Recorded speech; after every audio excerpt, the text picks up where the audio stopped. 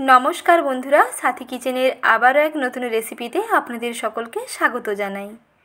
आजके रेसिपिते बानिये देखाबो सिजনের सेरा पाका आम दिए तुलोर मतो नरम तुलतुले फुलको मुचमुचे पाका आमेर बड़ा किंबा आम फुलुरी।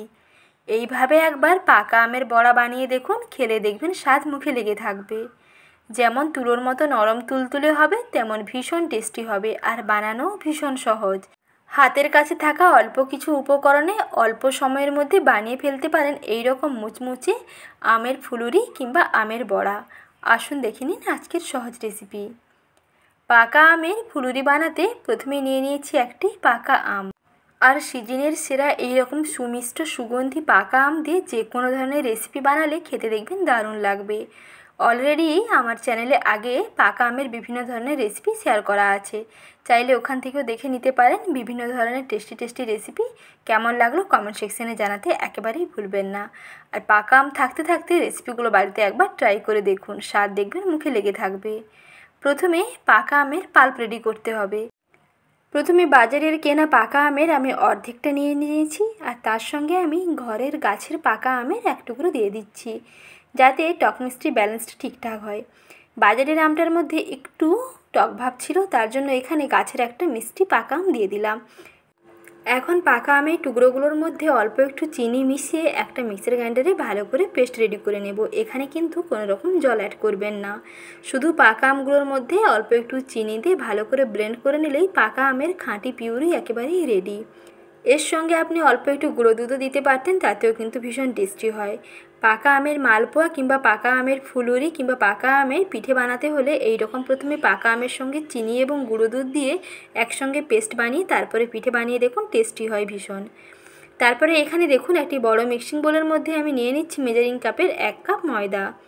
এখানে পিঠের জন্য ব্যাটারটা বানিয়ে নেব। 1 কাপ ময়দা নিলাম, তারপরে দিয়ে দিচ্ছি শুকনো চালের গুঁড়ি।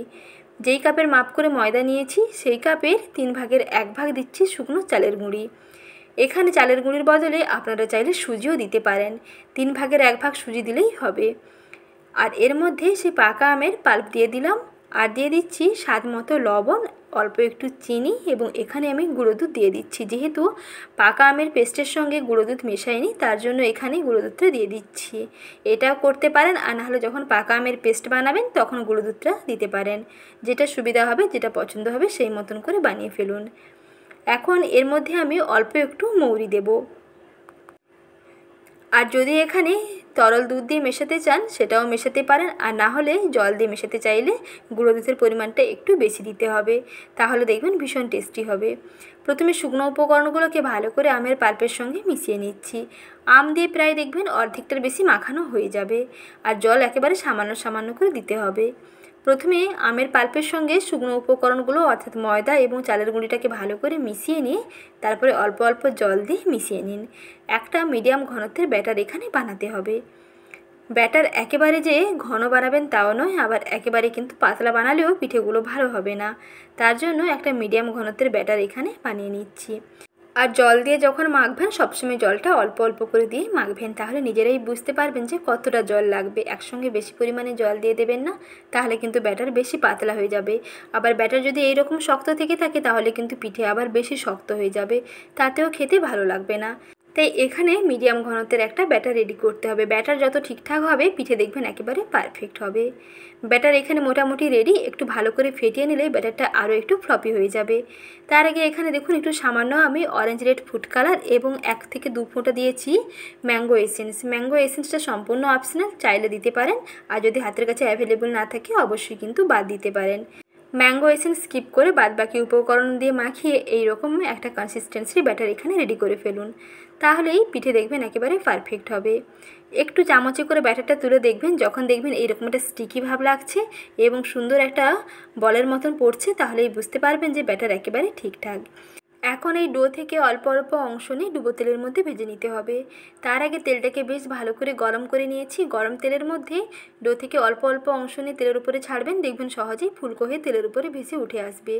আর এগুলো যখন ভাজবেন মিডিয়াম আঁচে ভাজবেন, তাহলে দুই দিকটা বেশ ভালোভাবে ভাজা হবে এবং পিঠের ভেতরটাও বেশ ভালোভাবে ভাজা হয়ে যাবে। মিডিয়াম আঁচে চুলার আঁচটা একেবারে মিডিয়ামে রেখে কিছুটা সময় নিয়ে ভেজে নেবেন। দুই দিকের কালারটা যখন এইরকম বেশ সোনালি রং ধরে যাবে তখন এগুলোকে তেল থেকে তুলে ফেলুন। তৈরি হয়ে যাবে মুচমুচে ফুলকো পাকা আমের বড়া কিংবা আমের ফুলুরি। আমের সিজনে এই রেসিপিটি একবার না খেলে কিন্তু ভীষণ আফসোস করবেন। তাই তালের বড়া অনেক খেয়েছেন, তালের বড়া না খেয়ে তালের সিজন আসতে আসতে এই পাকা আমের সিজনে একবার পাকা আমের বড়াটা খেয়ে দেখুন। তালের বড়ার স্বাদকে হার মানাবে। যারা এখনও পর্যন্ত এইরকম পাকা আমের বড়া খাননি, রিকোয়েস্ট করব একবার হলেও এইভাবে বানিয়ে দেখুন, ভীষণ টেস্টি হবে।